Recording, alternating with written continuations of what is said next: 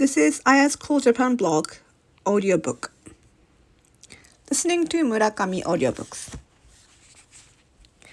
Today, I'd like to write about listening to Haruki Murakami's English audiobooks in the blog, while introducing everyday cooking and cafe time, emitting joyous or lonesome hormone naturally produced in brain. For the last decade, I've been making Japanography, introducing Japanese culture in English and Japanese bilingual.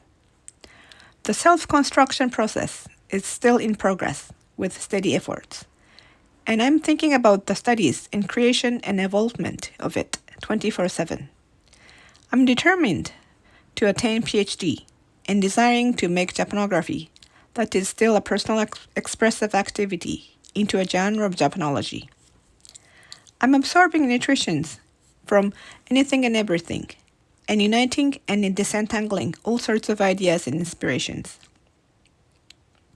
Please read master's thesis that I established Japanography, written in Japanese, if you are interested. Upholding inventive spirit, I work diligently with perseverance, embracing ambitions and dreams, eager to take in intriguing and sheerly beautiful elements. For methodology of Japanography, I say no to AI and ChatGPT for writing, translating, pictures, and generating ideas. Therefore, I've been translating the original Japanese script into English all by myself. And my English translation is aiming to be the level of Haruki Murakami's English translated works. And for ego surfing, I make a question to Mr. Google now and then. What is Japanography? And AI came to answer it quite correctly lately. And I'm making a grin in front of PC. I know, it's such a contradiction that I'm delighted to be answered by AI that I'm going against.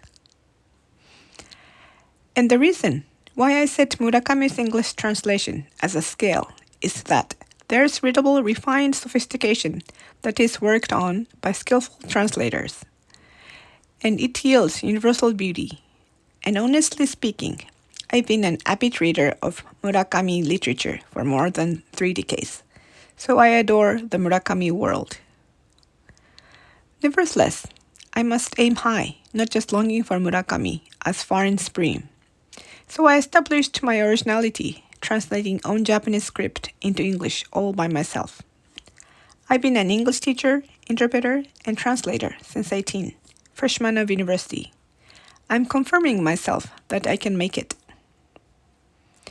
And for the last few years, I enjoy listening to English audiobooks of Murakami literature on YouTube, while lying on a bed lazily, cooking joyously, and pondering and contemplating when walking. The texture of listening to it in English is different from reading Japanese. It is another affluent and rich, genuine intellectual literary pleasure. List of works I listened are as below. Narration Wood, Sleep, The Elephant Vanishes, Toni Takitani, South of the Border, West of the Sun, Yesterday, Hear the Wind Song, Novelist as a Vocation, With the Beatles, Cream, Sputnik Sweetheart. The written period and the lengths all differ. Among them, I was deeply and sincerely touched by Norwegian Wood. Listened to it again and again, reminiscing useful days filled with afflictions. Tokyo Metropolis State, walking endlessly. Insufficient truth that 2 of us couldn't overcome. And my mind criticizing others. And memories of words that I burst into tears with joy. All kinds and shapes of emotion melted in heart, and tears rolled down on the cheeks. Just a few decades ago, our life was ticking time much more slowly. I remembered that I used to write a letter and waiting for the answer for days and days. You fall in love, and love is always filled with numerous agonies, yet beautiful. That's why people are seeking for love. The way to solve worries entangled with threads of different colors and widths is so limited, and I could do nothing but keep thinking and thinking like an idiot. and I haven't changed a bit. However, I came to be able to overlook things in wider context, or see things in far into the future. I believe it is a blessing of getting matured.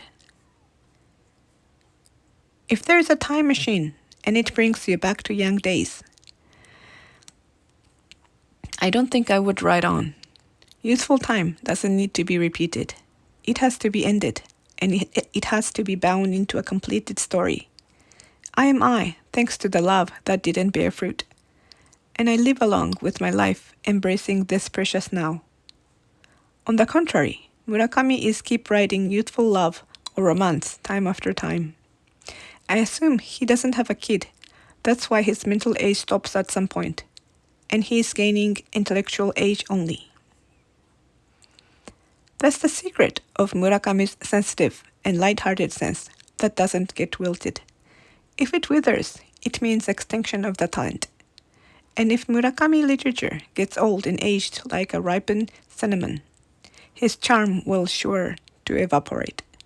He keeps polishing own sensitive detection sensor, and he retains intellectual sense of humor.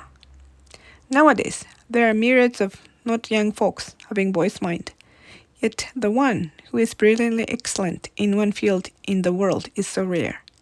Murakami-san is one and only. However, he's promoting naive vulnerability and urban sophistication, and on the flip side, he's a savvy businessman, becoming a billionaire, selling millions of copies all over the world. I must admit I envy him. Now it's autumn, an announcement of Nobel Prize in Literature. That he is always in the topic, yet always not achieving is approaching. He was criticizing Nobel Prize as it is scraping off his brain. I wonder how it goes this year. Love and peace.